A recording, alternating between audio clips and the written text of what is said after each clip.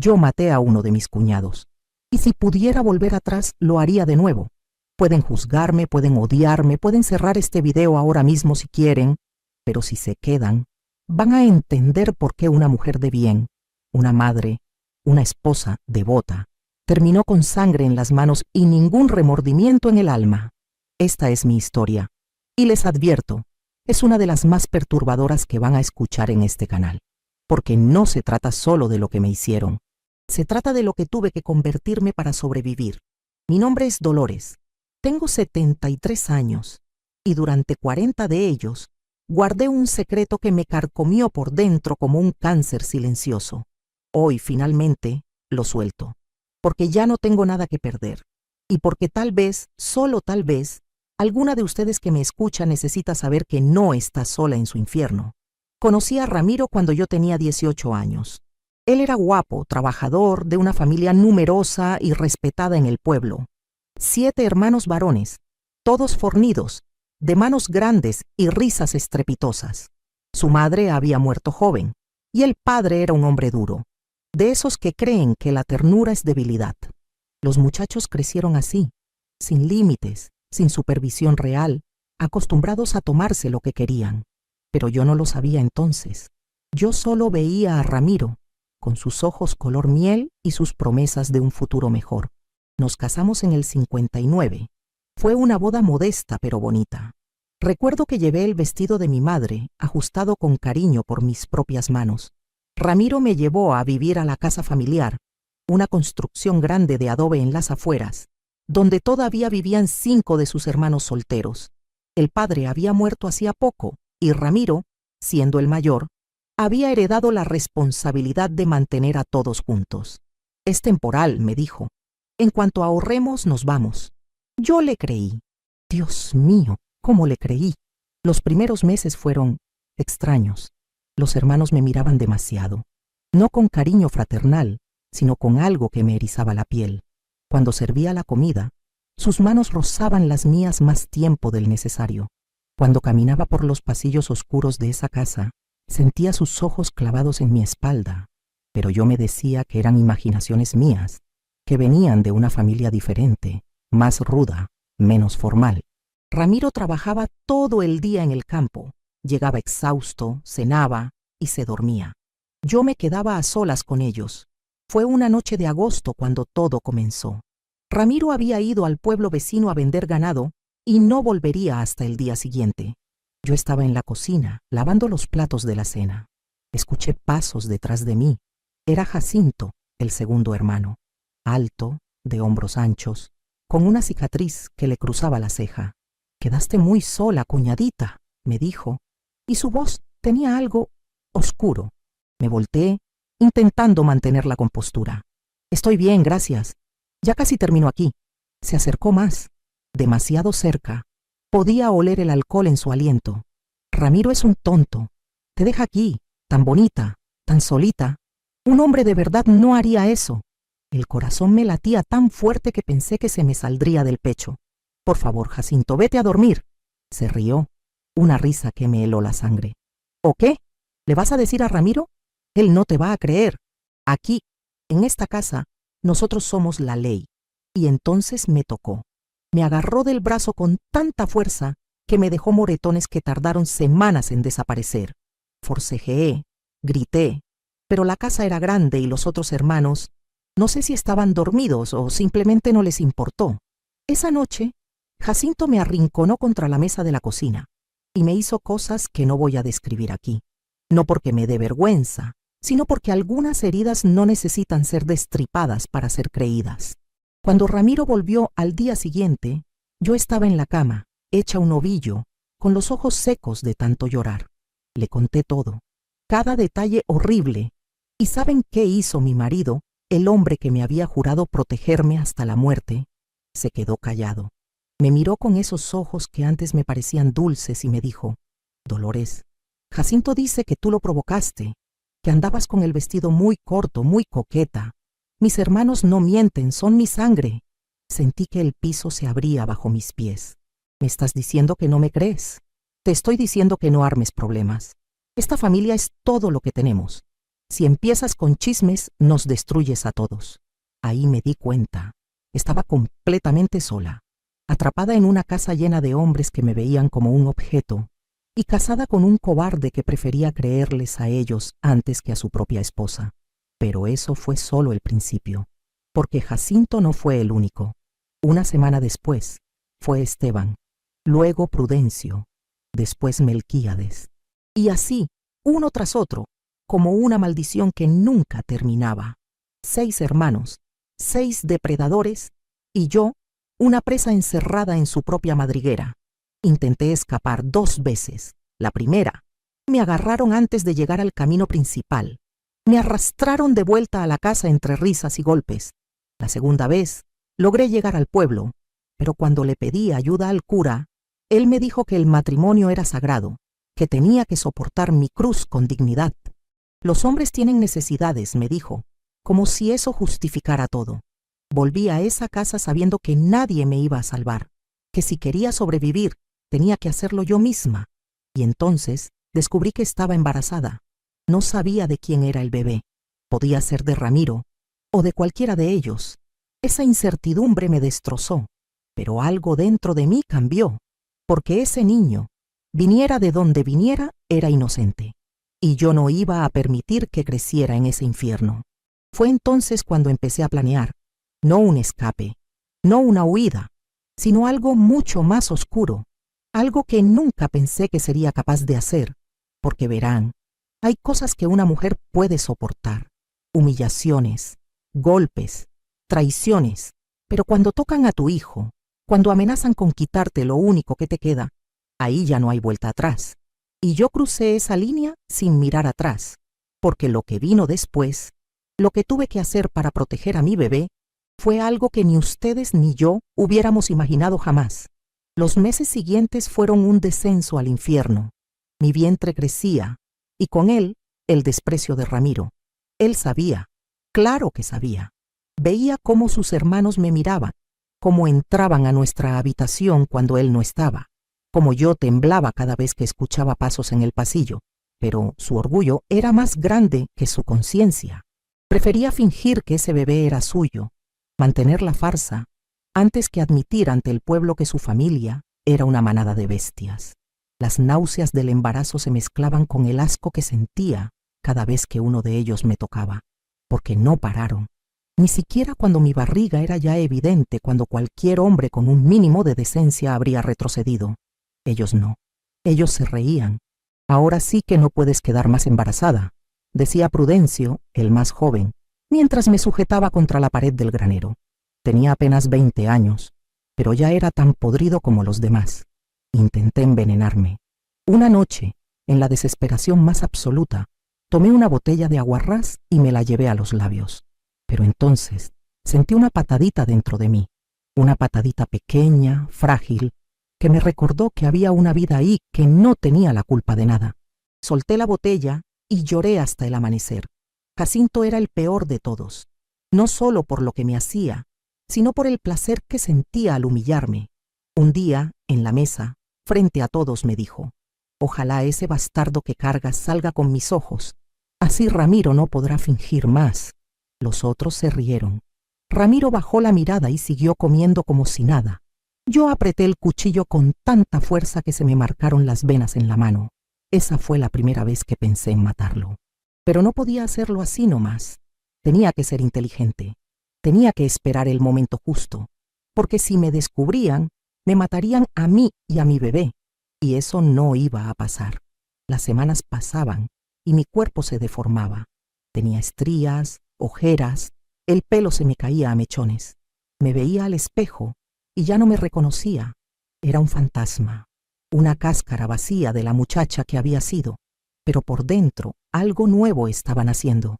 No era esperanza, era algo más frío, más peligroso. Era rabia pura, destilada, concentrada.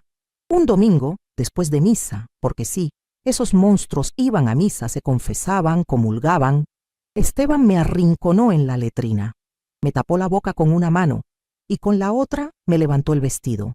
Yo ya ni siquiera luchaba. Había aprendido que resistirse solo empeoraba las cosas. que cuanto antes terminara, antes podría volver a encerrarme en mi habitación y fingir que no existía. Pero esa vez fue diferente, porque cuando terminó, me susurró al oído: cuando nazca ese engendro lo vamos a ahogar, no vamos a criar al hijo de quién sabe quién, y tú te vas a quedar calladita como siempre. Algo dentro de mí se quebró, o quizás se endureció, no lo sé, pero en ese momento supe que no había vuelta atrás. No ibas a esperar a que naciera mi hijo para ver si cumplían su amenaza. No iba a darles esa oportunidad. Esa misma noche empecé a robar, poquito a poco, un peso aquí, unas monedas allá. Las escondía en el dobladillo de mi colchón. También empecé a juntar hierbas, beleño, cicuta, digital. Vivíamos en el campo, había de todo. Nadie se fijaba en lo que una mujer embarazada hacía en el jardín. Ramiro, en un arranque extraño de algo parecido a la culpa, intentó acercarse a mí una noche. Me trajo un pan dulce del pueblo. Perdóname, Dolores, me dijo. He sido un mal marido, pero cuando nazca el niño, todo va a cambiar. Nos vamos a ir de aquí, te lo prometo. Lo miré a los ojos y vi a un hombre débil, patético, que se mentía a sí mismo para poder dormir por las noches. Ya no te creo nada, Ramiro, le dije, y fue la verdad más honesta que salió de mi boca en meses. Se fue de la habitación con la cabeza gacha. Nunca más volvió a intentar hablarme de futuro. Mi bebé nació una madrugada de marzo. Fue un parto difícil, largo, doloroso. La partera del pueblo vino, pero se fue rápido. Este niño está maldito, dijo al verlo. Tiene los ojos de distintos colores. Uno era marrón, como los míos. El otro era verde, como los de Jacinto. Mi corazón se hundió, pero no dejé que nadie viera mi dolor. Lo llamé Tobías, y cuando lo cargué por primera vez, cuando sentí su cuerpecito tibio contra mi pecho, supe que haría cualquier cosa por él, cualquier cosa. Los hermanos lo miraban con asco y curiosidad. Melquíades dijo: «Qué feo salió. Mejor hubiera sido que no naciera». Jacinto se acercó a la cuna y lo observó en silencio. Luego me miró a mí y sonrió. Una sonrisa que me dijo todo. Él sabía que era suyo. 3 días después, Tobías amaneció con fiebre, llanto débil, labios morados. La partera dijo que era normal, que pasaba a veces, pero yo sabía que no era normal, porque la noche anterior Prudencio había entrado a mi cuarto y había estado mirando la cuna demasiado tiempo. Tobías murió al 5.º día de nacido, en mis brazos, mirándome con esos ojitos disparejos que nunca llegaron a ver el mundo de verdad. Y yo no lloré, no grité, no enloquecí, me quedé en silencio. Un silencio que pesaba toneladas, un silencio lleno de algo que ellos aún no entendían, porque ahí, con mi hijo muerto en brazos, tomé una decisión. Ahora sí les diré algo, mis queridas. Detengan el video un momento. Si han llegado hasta aquí, si esta historia ya les ha tocado el alma, necesito que hagan algo por mí. Denle me gusta a este video. Sí, ese botoncito que está aquí abajo. Apriétenlo. Y luego, vean ese botón negro que dice suscribirse. Apriétenlo también. Sé que algunas de ustedes no saben bien cómo se hace, pero es fácil. Solo toquen ahí y listo. Así me ayudan a seguir contándoles historias que necesitan ser escuchadas. Y se los digo de corazón, lo que viene ahora, lo que hice después de enterrar a mi Tobías, les va a chocar hasta el fondo del alma. Enterramos a Tobías en el cementerio del pueblo. Fue un entierro pequeño, apenas Ramiro, yo y el cura. Los hermanos no fueron. Dijeron que tenían trabajo en el campo. La verdad es que no les importaba. Era solo un estorbo que ya no tenían que preocuparse en eliminar. Yo me quedé junto a esa tumba minúscula hasta que cayó la noche. Ramiro intentó llevarme de vuelta, pero me solté de su mano con tanta fuerza que casi lo empujo. «Déjame sola», le dije. Y algo en mi voz, algo nuevo y terrible, hizo que obedeciera sin rechistar. Cuando regresé a la casa, ya no era la misma mujer. Había enterrado a mi hijo, sí, pero también había enterrado mi miedo, mi culpa, mi necesidad de ser buena, de ser correcta, de ser perdonada. Ya no me importaba el cielo ni el infierno, porque ya estaba viviendo en el infierno, y si tenía que condenarme más para hacer justicia, que así fuera. Los primeros días después del entierro, los hermanos me evitaban. Creo que mi silencio los incomodaba. Yo no lloraba, no me quejaba, no pedía nada. Solo cocinaba, limpiaba y los miraba. Los miraba fijamente con unos ojos que ya no tenían vida. Prudencio me dijo una vez: «Pareces muerta, cuñada». Le sonreí. Tal vez lo esté. Pero una semana después, todo volvió a la normalidad. O al menos eso creyeron ellos. Jacinto volvió a buscarme. Me encontró en el lavadero, de espaldas, tallando ropa contra la piedra. Sentí su mano en mi cintura y su aliento en mi cuello. «Ya descansaste suficiente. Es hora de que volvamos a lo nuestro». Me volteé despacio. Lo miré directo a los ojos. Esos ojos verdes que mi hijo también había tenido. Y sin decir nada, lo dejé hacer lo que quería. Pero esta vez yo estaba contando cada segundo, cada humillación, cada gota de odio que llenaba mi pecho como veneno espeso, porque tenía un plan. Y necesitaba que él confiara, que todos confiaran. Pasaron 3 semanas. Yo seguí juntando hierbas, seguí cocinando para ellos, seguí siendo la sombra obediente que siempre esperaron que fuera. Pero ahora en las noches, cuando todos dormían, yo machacaba raíces, hervía hojas, preparaba tinturas en frascos pequeños que escondía debajo del piso de madera de la cocina. Y entonces llegó el momento, un sábado. Ramiro y 4 de los hermanos se fueron al pueblo para una feria de ganado. Iban a estar fuera todo el día y parte de la noche. Solo quedamos en la casa Jacinto, yo y Demetrio, el más callado de todos, el que nunca me había tocado, pero que tampoco había hecho nada para defenderme. Preparé un estofado, uno especial, con carne de cerdo, papas, zanahorias y con una hierba que había estado guardando por semanas. Digital, en dosis pequeñas, acelera el corazón, en dosis grandes, lo detiene. Serví 2 platos, uno para Jacinto bien cargado, otro para Demetrio, más suave. Me senté con ellos en la mesa y los vi comer.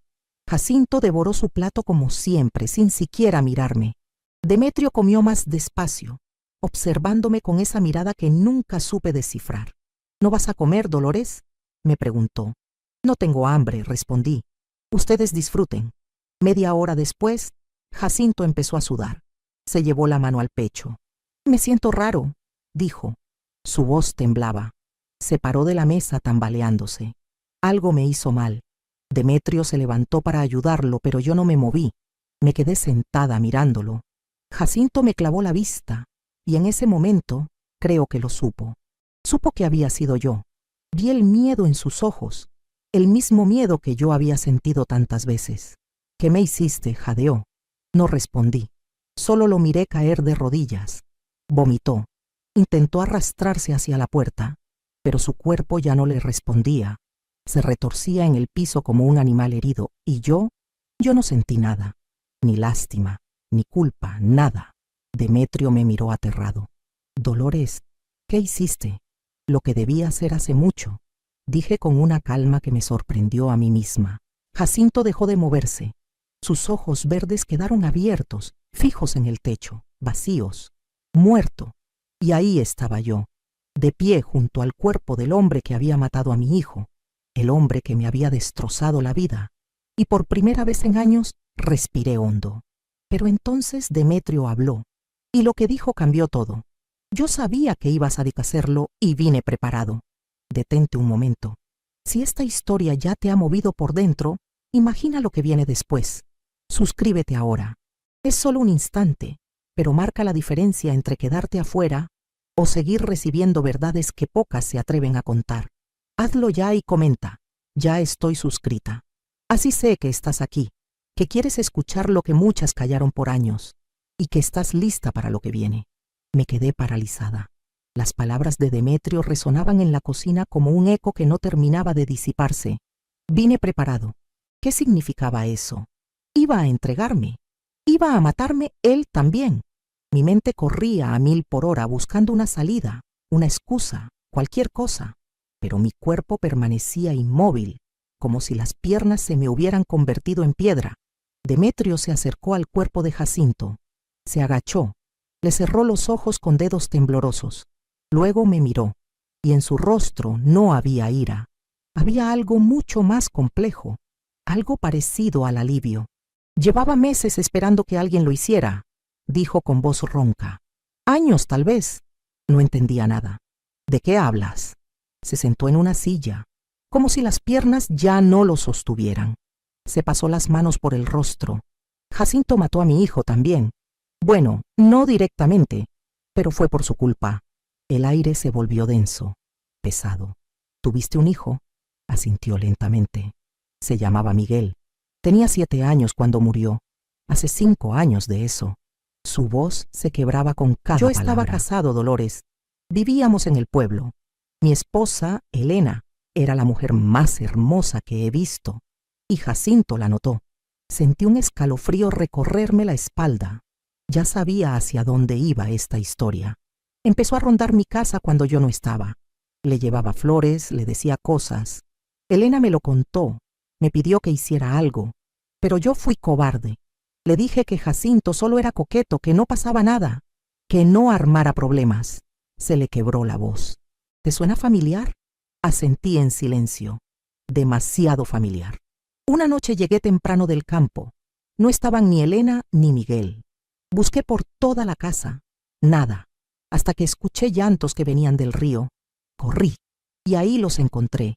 A Elena, tirada en la orilla con el vestido roto, llorando como nunca la había visto. Y a Miguel, mi niño, estaba flotando boca abajo en el agua. Se había ahogado. Las lágrimas corrían por su rostro curtido. Elena me contó todo entre sollozos. Que Jacinto la había seguido hasta el río, donde ella estaba lavando ropa con Miguel, que la forzó ahí mismo frente a mi hijo, que Miguel gritó, intentó defenderla, y Jacinto lo empujó al agua. No lo sacó. Lo dejó ahogarse mientras terminaba con Elena. Sentí náuseas, una rabia renovada quemándome las entrañas. Dios mío, Demetrio. Elena nunca se recuperó. Se ahorcó 3 meses después. No pudo vivir con lo que había pasado. Y yo me vine a vivir aquí, con los hermanos, porque no tenía a dónde ir, porque estaba quebrado por dentro, porque ya nada me importaba. Me miró con ojos rojos. Pero cada día que pasaba en esta casa, viendo a Jacinto reírse, comer, vivir como si nada, era una tortura. Quería matarlo.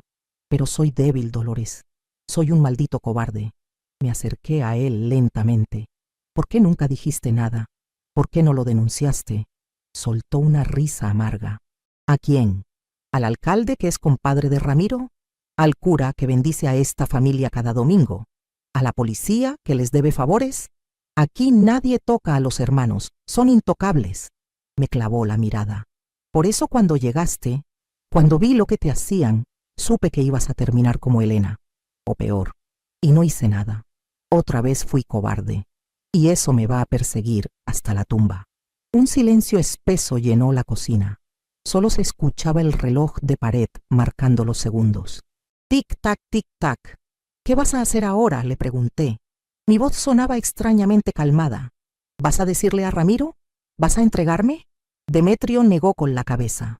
No, voy a ayudarte a deshacerte del cuerpo. No podía creerlo.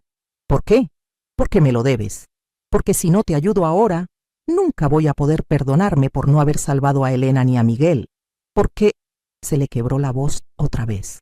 Porque alguien tenía que detener a ese hijo de puta. Y si no pude ser yo, al menos puedo ayudar a quien sí tuvo el valor. Trabajamos toda la noche. Envolvimos el cuerpo de Jacinto en una lona vieja. Lo cargamos entre los dos hasta el granero, donde había un pozo seco que llevaba años sin usarse. Lo arrojamos ahí. Luego tapamos la entrada con piedras y tierra. Nadie lo encontraría, o al menos no pronto. Cuando terminamos, el amanecer ya pintaba el cielo de naranja. Estábamos agotados, cubiertos de sudor y tierra. Demetrio me miró. ¿Y ahora qué? Ahora esperamos a que vuelvan los demás. Y cuando pregunten por Jacinto, decimos que se fue temprano al pueblo, que dijo que tenía asuntos que resolver.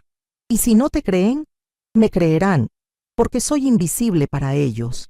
Soy solo la mujer que cocina y limpia. Nadie sospecha de alguien invisible. Y así fue. Cuando Ramiro y los otros regresaron esa tarde, preguntaron por Jacinto. Les dijimos lo acordado. Se encogieron de hombros. Típico de él. Seguro anda con alguna mujer. Se rieron, comieron y no volvieron a preguntar. Pasaron los días. Jacinto no aparecía. Empezaron a preocuparse un poco más, pero tampoco demasiado. Ya volverá cuando se le acabe el dinero, decía Esteban. Siempre hace lo mismo, pero no volvió, obviamente. Y ahí fue cuando me di cuenta de algo que me erizó la piel y me llenó de una mezcla extraña de poder y terror. Que matar a un hombre había sido más fácil de lo que pensé, que nadie lo había notado, que podía hacerlo de nuevo, y que todavía quedaban 5 hermanos. Demetrio leyó mis pensamientos. Una noche, mientras lavábamos los platos en silencio, me susurró: sé lo que estás pensando, y quiero que sepas que sea lo que sea que decidas hacer, no voy a detenerte.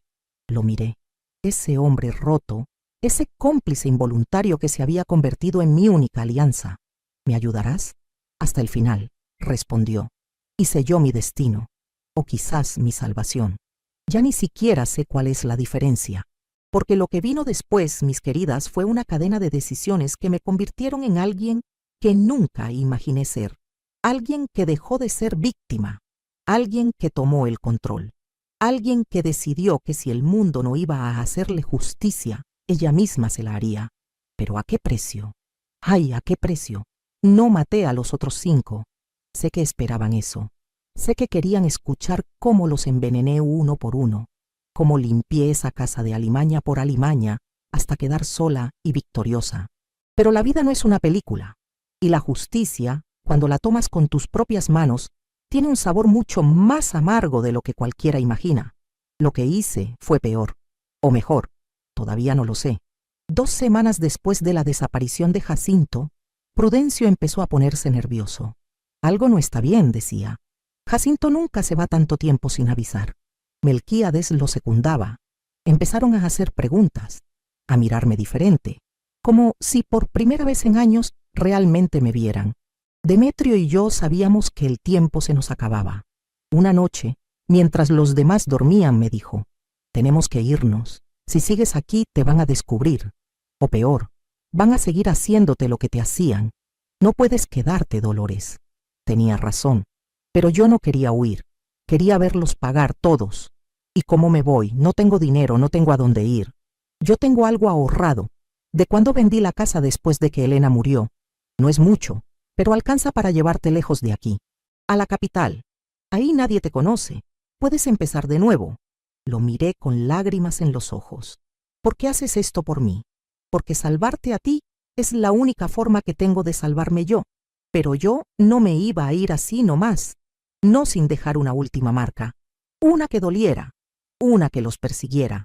Escribí una carta, larga, detallada, cruda.